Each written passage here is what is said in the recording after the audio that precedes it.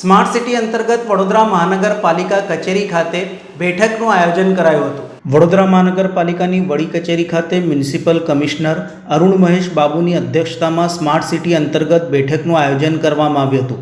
Municipal commissioner દ્વારા જણાવ્યું હતું કે સ્માર્ટ સિટી અંગેની આ તેઓની પ્રથમ બેઠક હતી. સ્માર્ટ સિટીમાં કયા કયા મુદ્દા છે, આગળ કઈ રીતે જઈ શકાય તે અંગેની ચર્ચા વિચારણા થઈ રહી છે.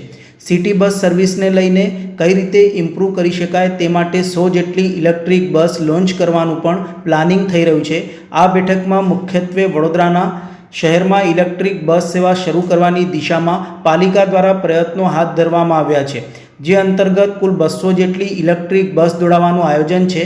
જેના પહેલા તબક્કામાં 100 ઇલેક્ટ્રિક બસનું આયોજન પાલિકા દ્વારા કરવામાં આવી રહ્યું છે, જેની તૈયારીઓ પણ થઈ રહી છે. તેની પણ આવનાર દિવસમાં મુલાકાત લેવામાં આવશે. ઓગસ્ટ-સપ્ટેમ્બર માસમાં શહેરના રસ્તા ઉપર ઇલેક્ટ્રિક બસ દોડતી થાય તેવું પ્લાનિંગ છે. સાથે જ અન્ય બાબતોને લઈને મ્યુનિસિપલ કમિશનર અરુણ મહેશ બાબુ દ્વારા વિસ્તૃત માહિતી આપી હતી.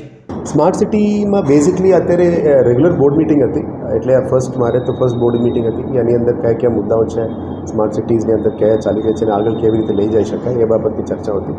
એટલે સિટી બસ સર્વિસીસને કેવી રીતે ઇમ્પ્રૂવ કરી શકાય, એટલે આવનારા દિવસોમાં 100 ઇલેક્ટ્રિક બસીસ અમે વડોદરામાં લોન્ચ કરવા માટે પ્લાનિંગ કરી રહ્યા છે. એની ચાર્જિંગ ઇન્ફ્રાસ્ટ્રક્ચર પણ અત્યારે તૈયારી શરૂ થઈ ગઈ છે. આવનારા દિવસોમાં એની પણ મુલાકાત લઈશું.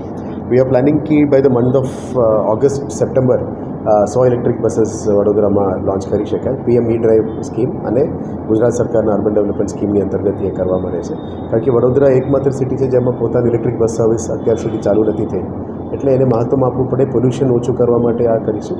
અને સેકન્ડ ફેઝમાં અંડર PM E-ડ્રાઈવ અને UDD we will do four another 100 buses. એટલે 200 બસીસ ઇલેક્ટ્રિક બસીસ અહીંયા સિટીમાં લાવવાનો અમે પ્રયત્ન કરીએ છીએ. અને આવનારા દિવસમાં લાસ્ટ માઇલ કનેક્ટિવિટી તરીકે સિટીથી 20 કિલોમીટર બહાર, જે માની લો બીજા સિટીઝમાં લાસ્ટ માઇલ કનેક્ટિવિટી કહેવાય, એટલે સિટી કોમન બસ ટર્મિનલ છે એને પણ ઇન્ટિગ્રેટ કરવાનું અમે પ્લાનિંગ કરી રહ્યા છીએ. એ સ્માર્ટ સિટીની સ્કીમ નથી, પણ જે કોમન બસ ટર્મિનલ, પ્રાઇવેટ, મોફિઝલ, સિટી બસ બધું એકત્રિત જગ્યાથી અમે જઈ શકીએ એ રીતનું પ્લાનિંગ આવનારા દિવસોમાં કરીશું. અને લાસ્ટ માઇલ કનેક્ટિવિટીમાં અહીંથી VMCથી 20 કિલોમીટર, જે માની લો GIDC વિસ્તાર છે, ત્યાંના લોકો અહીંયા આવીને કામ કરે છે, અહીંયા સવારે અહીંયા કામ કરીને સાંજે જાય છે, એ લાસ્ટ માઇલ કનેક્ટિવિટી પણ એક્સટેન્ડ કરવાનું અમે પ્લાનિંગ કરી રહ્યા છે. જ્યારે કનેક્ટિવિટી વધે ત્યારે સિટીનો વિકાસ થશે, જ્યારે કનેક્ટિવિટી વધે ત્યારે ત્યાં નવો રોડ્સ બનશે. એ બાબતનું પ્લાનિંગ છે. એટલે આપણે જે રેડિયલ રોડ્સની વાત હતી 20 કિલોમીટરની, ત્યાં સુધી ધીરે અમે સિટી બસ સર્વિસને પણ એક્સટેન્ડ કરીશું. પહેલાં પણ સિટીનું પોતાનું બસ સર્વિસ હોવું જોઈએ, એ અત્યારે અમે આગળ લઈ જવા માટે પ્રયત્ન કરી રહ્યા છીએ. સાથે GIS બેઝડ મેપિંગ, જે આવનારા દિવસોમાં ડક્ટ યુટિલિટી વડોદરામાં આપ જોઈ શકો છો કે મોટાભાગમાં વોટર યુટિલિટીઝ અને ડ્રેનેજના લીધે દરેક જગ્યામાં સિટીને ખોદી નાખીએ છીએ. અને ક્યાં પ્રોબ્લેમ છે એને આઈડેન્ટિફાઈ કરવા માટે પણ કંઈ સાયન્ટિફિક સિસ્ટમથી અત્યાર સુધી કંઈ કર્યું નથી.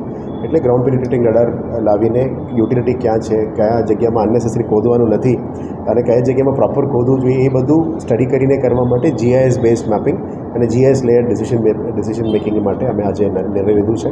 આવનારા દિવસોમાં BMC દ્વારા એ બધું અડોપ્ટ કરશે.